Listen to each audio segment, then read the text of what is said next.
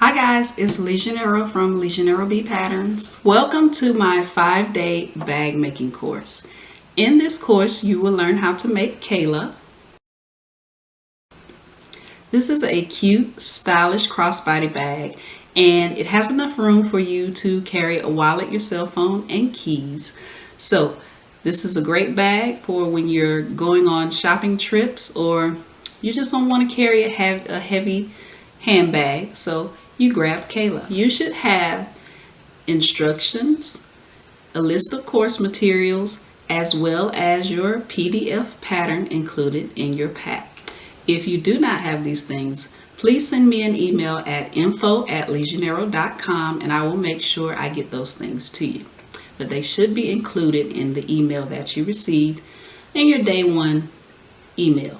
Each day we will be doing a different part of making the Kayla crossbody bag.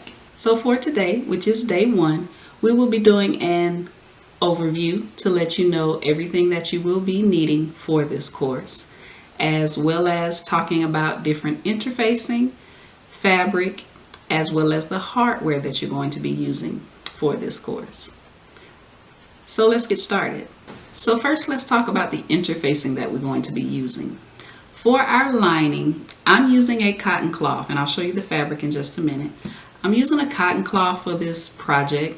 So for my lining, I want it to be a little bit more sturdy because you can see through my lining is kind of flimsy. So I want to add interfacing to it. And what I'm using is the Shape Flex SF101. And I like this interfacing. It's fusible.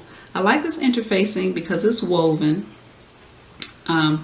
And it's not really stiff, all right? It's still very lightweight, but when you fuse it to your fabric is, it becomes sturdy. It becomes like a heavyweight cotton cloth instead of a very thin cotton cloth. But it's not too heavy where your layers will be too thick that you won't be able to sew it. So I'll be using this Shape Flex SF101 to fuse to my lining pieces. For my main body, I'm using the Pellon fusible fleece, and this is the 987F. all right, feels just like fleece fabric, except it has the glue on one side of it, so it can fuse easily to fabric. This also gives your bag a lot of body, right? If you don't want your bag to be too stiff as well, this fusible fleece is good. There are other products that you can use, for example, Thermolam, but that to me makes your fabric a little bit too heavy and too thick to sew once you start adding all of the layers to it. So this fusible fleece is perfect for Kayla if you're using a cotton cloth.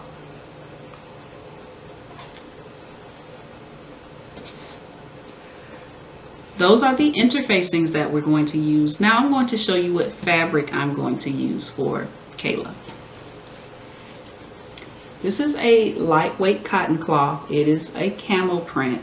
It's very thin. As you can see straight through this. So the fusible fleece will be perfect to fuse to this to make it a little bit thicker. And for my lining, I'm using a black lightweight cotton cloth as well. So I'm using the Shape Flex to back this, so it'll make it a little bit more sturdier. You can make Kayla out of cotton cloth. You can make her out of denim.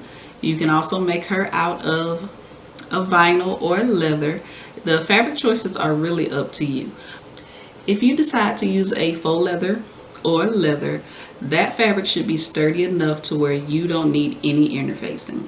And if you decide that you do want to add some interfacing, make sure you get the sew-in interfacing because you don't want your iron to mess up your fabric. But you do still want to make sure you use the Shape Flex for your lining fabric if your lining fabric is not sturdy enough. So let's move on to the hardware that you're going to need for Kayla. You're going to need a 1-inch swivel clasp, just one. And this is for when we get ready to make our strap. You're also going to need a 1-inch strap slider because we're going to make our strap adjustable because we want a crossbody bag. So make sure you get a 1-inch strap slider. You're going to need 2 1-inch D-rings. And you're going to need 1 18mm magnetic snap. And when you get your magnetic snaps, you may or may not have these washers that go along with them. If you don't, that's fine. They still work the same. But mine came with washers.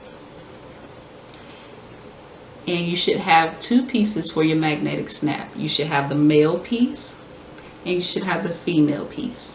And when we get to adding our magnetic snap, I'll explain more about these pieces when we get to that part of your lessons. Some other things you're going to need for this project, of course, your sewing machine. You're going to need some coordinating thread, pins or clips. If you're using a vinyl or leather, you want to make sure you're using clips, not pins. You're going to need some scissors. You need to have a pair of scissors to cut paper and a pair of scissors to cut fabric. You never want to mix your fabric and your paper scissors. You're going to need a marking pen, a seam ripper, some pliers, and a ruler. All of this information is listed in your course material sheet that you will find in your first day email. Alright, so that's day 1. Today I just wanted to go over the course materials with you to make sure you have everything you need before you get started. You definitely don't want to start your bag and then you realize I don't have a certain material that I need.